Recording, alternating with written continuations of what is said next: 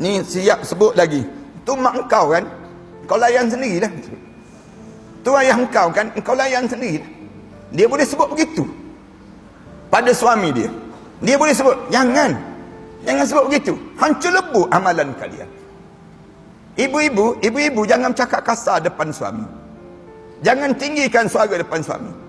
Bila kalian tinggikan suara di hadapan suami kalian, habis amalan kalian. Habis semayang kita, puasa kita, zakat kita, ni dengar kuliah kita ni habis.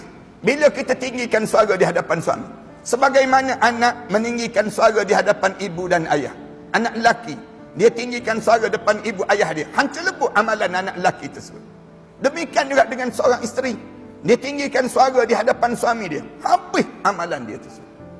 Jangan tengking suami. Jangan cakap kasar depan suami. Depan suami ni, macam anak lelaki dengan mak ayah lah. Sebagaimana kita depan suami kita, ya je manjang. Ya. Ya je dulu. Lepas balik ni, betulkan balik. Ini kita dengan suami. Kita tak, ustaz, tak boleh. Jangan layan sangat ego orang lelaki ni. Dia sebut demikian. Jangan layan sangat ego suami tersebut. Tak, bukan begitu. Islam suruh tundukkan suara kami.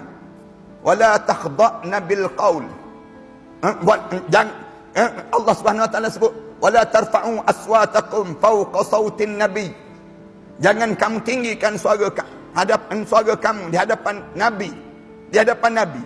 Kemudian alim ulama bincang, antahbata a'malakum. Alim ulama sebut, dalam hidup kita ni maknanya apa dia? Kalau depan nabi pun kamu tak boleh lakukan demikian. Seorang isteri depan suami, jangan lakukan demikian. Jaga pada diri kita, mulut kita tu jaga. Jangan tengking. Ni tengking suami. Telefon suami, abang kat mana? Dia suami jawab, kat masjid. Masjid lagi masa ni. Balik, katanya isteri. Balik terus suami. Balik terus. Yang balik tu pula tu imam pula tu. Nak sebutnya. Balik terus. Takut dia panggil. Takut dia. Berdebar dia. Isteri dia tengking dia. Suruh balik. Nanti kalau dia bagi tahu kawan-kawan, aku kena balik. Apa, isteri aku dah mula marah ni. Dia sebut. Balik terus dia. Malu kita ni. Ibu-ibu tahu tak? Di kalangan orang lelaki ni sedang bercakap tentang satu penyakit lebih teruk daripada coronavirus. Penyakit apa? Takut bini. Penyakit takut bini ni sedang dideritai di kalangan orang lelaki sekarang. Orang lelaki sekarang takut pada bini ni, Allah saja yang tahu. Dia lebih takut daripada Allah Subhanahu Wa Taala. Satu ibu-ibu bila balik ke rumah nanti tanya suami kita. Tanya suami, abang takut tak pada saya? Kalau abang takut, siap abang. Nak sebutnya demikian.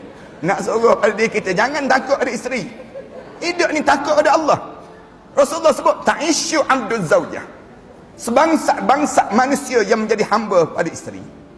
Jangan jadi demikian. Sehingga kamu tipu mak ayah kamu. Kamu tipu adik-beradik kamu. Kamu rela tak putus hubungan dengan orang lain. Semata-mata nak jaga isteri kamu. Ngarutlah tu.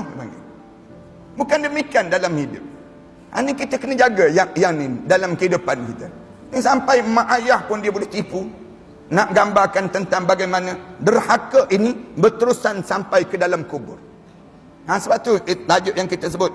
Hadis ini juga mencela perbuatan orang yang derhaka pada ibu bapa mereka. Yang telah meninggal dunia. Masuk tak balik, tak ziarah kubur. Termasuk dia panggil demikian. Kita ni biadalah masa bawa anak-anak kita ziarah kubur arwah ayah. Ziarah kubur arwah ibu kita. Ni tunggu raya baru kita nak buat. Itu pun raya kalau kebetulan giliran. Kena tak giliran itu? Tak bau-bau.